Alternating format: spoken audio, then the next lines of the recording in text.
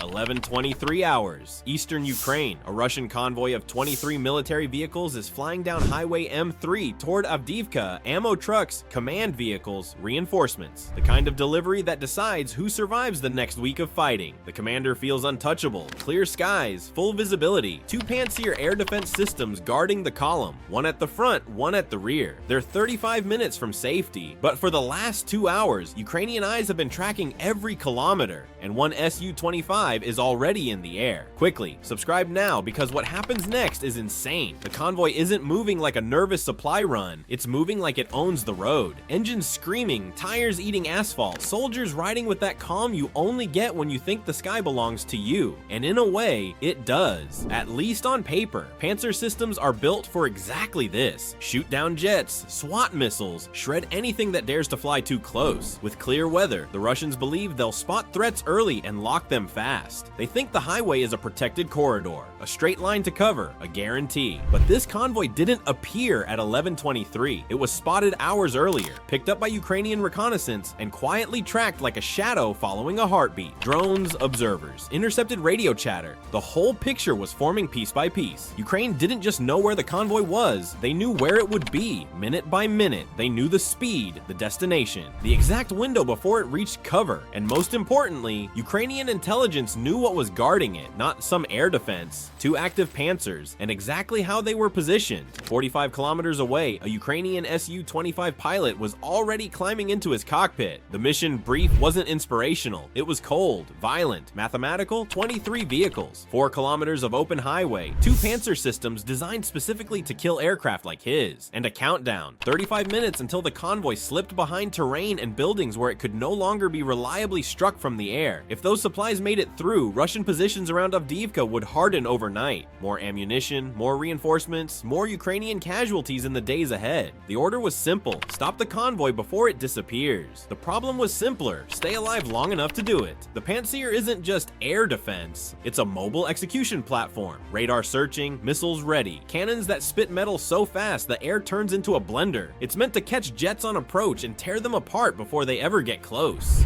One Pantsir at the front of the convoy means anything attacking head-on gets met with instant fire. One at the rear means you can't just strike and escape. You'll be chased by radar and missiles the moment you turn away. On paper, this is suicide in broad daylight, but Ukrainian pilots had learned something over 2 years of war. Russian air defenses are strong, but not perfect. Every system has a rhythm, a scan pattern, a reaction time, a moment where it's looking the wrong way, half a second late, 1 degree off, one tiny gap in coverage. That's where you live. The Su-25 was loaded for a brutal job, laser-guided missiles and 80 unguided rockets. The plan was simple, terrifying, and irreversible. Step 1. Kill the Pantsirs fast before they can coordinate. Step 2. If and only if the air defense goes quiet, climb and rip the convoy apart with rockets across the full highway stretch. And if the Pantsers survive Step 1, then Step 3 is not fight. Step 3 is run, low and hard, and hope the sky misses. The pilot pushed the throttle forward and dropped low, barely 150 meters above the ground, skimming over fields, slipping behind tree lines, cutting through dips in the terrain like he was hiding underwater. At that altitude, Russian radar has less time to see you, less time to lock, less time to fire. But you pay for that invisibility with one thing: margin. There is none. One wrong turn, 1 second of distraction, and you don't get shot down. You just hit the earth at speed. In his headset, Ukrainian ground controllers fed him updates through encrypted radio. Convoy exposed. Open highway. Air defense active and scanning. Window is closing. He didn't answer with words. He answered by going lower. At 8 kilometers from the convoy, the pilot made the move that would light up every Russian screen in the area. He pulled hard and climbed fast, ripping up from 150 meters to 1,000 meters in seconds. Instantly, he was no longer a shadow. He was a target. He had maybe 10 seconds before those Pantsers did what they were built to do. Through the targeting pod, the convoy snapped into view, a long line of vehicles stretching down the highway like a metal spine. And there they were, exactly where Ukrainian intelligence said they'd be. 1 Pantsir at the front, 1 Pantsir at the rear. Radar dishes rotating, hunting, searching, waiting for someone brave or stupid enough to show up. The targeting computer locked onto the first Pantsir. Solid tone, range just over 11 kilometers. He didn't wait. He fired the first laser-guided missile and immediately switched targets, because the only thing worse than one Pantsir is giving the second one time to think. Lock, tone, fire again. Two missiles streaked forward, cutting through the air like white-hot needles. Flight time, 18 seconds, and those 18 seconds felt like an eternity, because the Pantsirs detected the launches almost instantly. The first system reacted with cold automation, tracking the incoming threat, launching interceptors, cannons spooling up, the sky filling with detonating shells. The second Pantsir had a few extra seconds and used them. More missiles, more cannon fire, a wall of steel rising to meet the Ukrainian jet's last chance. The pilot dumped countermeasures the moment the warning tone screamed, clouds of aluminum chaff bursting outward like metallic fog, huge false targets blooming on Russian radar, bigger than his actual aircraft. Interceptors locked onto the deception and detonated harmlessly in empty air. But the Pantsers weren't just firing missiles. Their cannons were stitching the sky with exploding rounds, each burst a violent reminder that he was seconds from being shredded. And still, the Ukrainian missiles kept coming. Laser guidance doesn't care about radar tricks. It rides an invisible line straight to the target. 18 seconds, 17, 16. The first missile hit. The first missile slammed into the Pantsir's radar array with a brutal, clean impact. 90 kilograms of high explosives shredding the dish, cracking the electronics, killing the brain of the system in a heartbeat. One moment it was a Predator. The next it was blind scrap metal rolling on four wheels. The second Pantsir had just enough warning to throw everything it had into the air. Missiles launched. Cannons roared. The crew was desperate now, because they knew what happens when a convoy loses its eyes. One cannon burst clipped the incoming missile's stabilizer fin, making it wobble,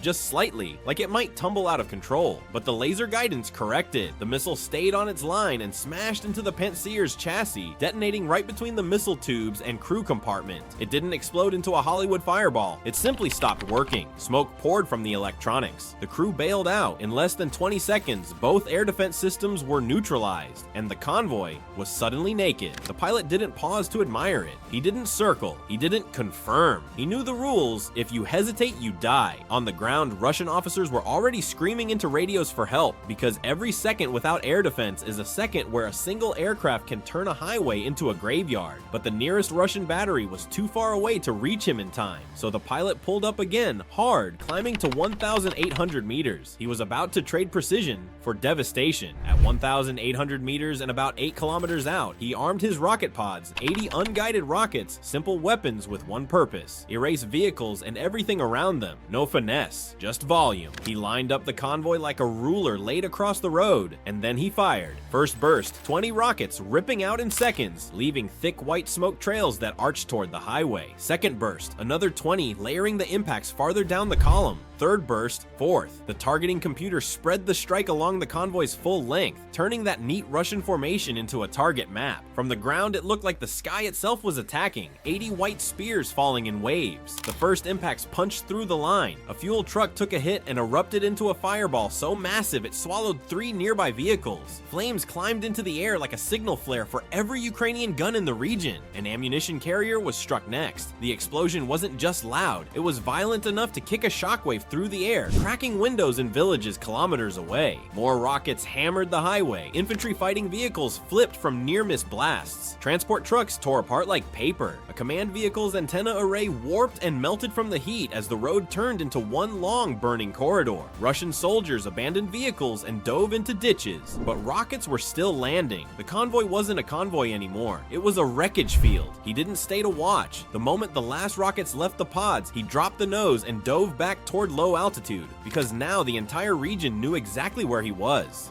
And every Russian unit within 30 kilometers wanted him dead. Warning tone screamed in his headset, multiple radar locks. Then the message he didn't want: missile launches detected. A Tor missile system, about 22 kilometers away, had achieved lock and fired 2 missiles, closing fast at terrifying speed. The pilot shoved the aircraft down from 1,800 meters to almost 100 meters in seconds. The G-forces crushed him into the seat. The Su-25 shuddered but held together like it was built to take punishment, which it was. He used terrain like armor, valleys, dips, tree lines, anything that could break the enemy's line of sight and confuse the lock. But Russian crews had learned from past fights. This time, they'd chosen their position carefully. The Tor crew was on higher ground, enough elevation to see over the terrain the pilot normally used to vanish. The missiles were already in the air, time to impact, 14 seconds. The pilot's hands moved on instinct, chaff, flares, electronic jamming, all at once. His jamming pod flooded the air with false radar returns, trying to make the missiles chase ghosts.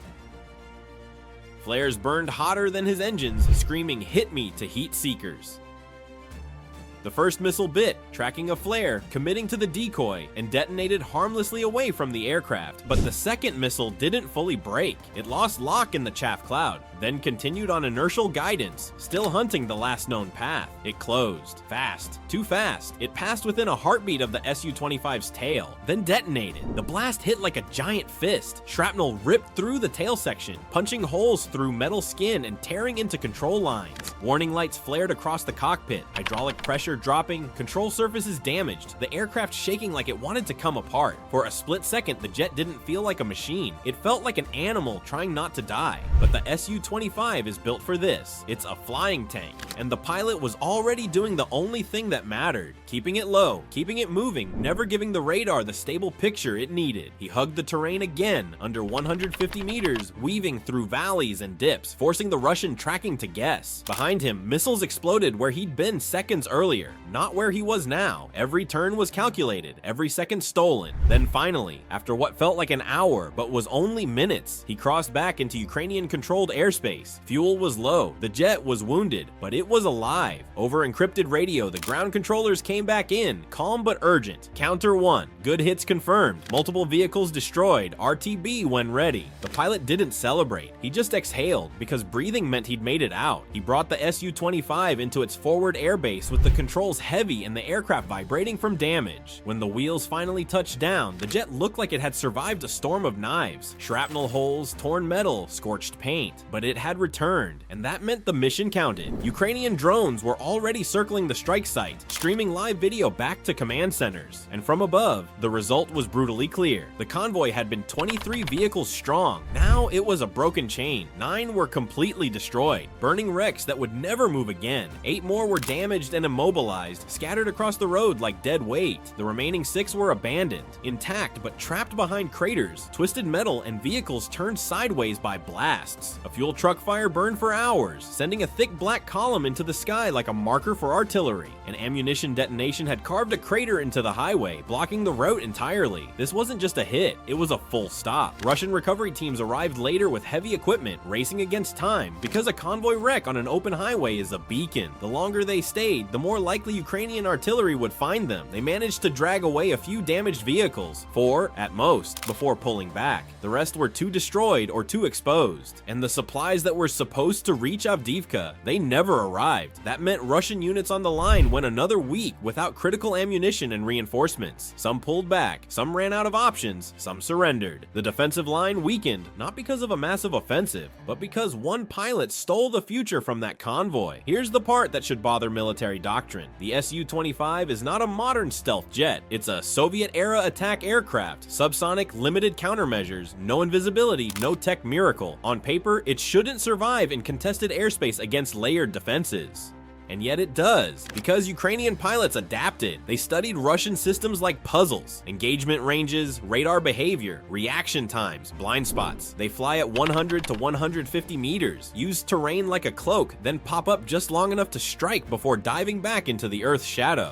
NATO pilots would call this suicidal. Ukrainian pilots call it a mission, because the alternative is losing their homes. This strike proves something Russian commanders keep learning the hard way. Better technology doesn't guarantee victory. Russia had air defenses, more equipment, and the convoy was minutes from safety, and still it lost, because Ukraine fought smarter in that moment. Perfect intelligence, flawless timing, a pilot who understood his aircraft's limits and pushed right up against them. Calculated risk beats complacency, adaptation beats assumptions, and when you're fighting for survival, impossible becomes a task on a checklist. The Su-25 landed with 17 shrapnel holes in its tail, degraded hydraulics, and minor electrical damage. Ground crews had it repaired and flying again within days. The pilot flew again within 48 hours, because in this war, there's no time to rest. Somewhere over eastern Ukraine, another jet is already skimming low, hunting another convoy that thinks it's protected. Russian air defenses are learning, improving, adjusting. So are the Ukrainians. But one thing is clear, never underestimate pilots fighting for their homes. That convoy believed it was safe in broad daylight, under air defense coverage. It was wrong.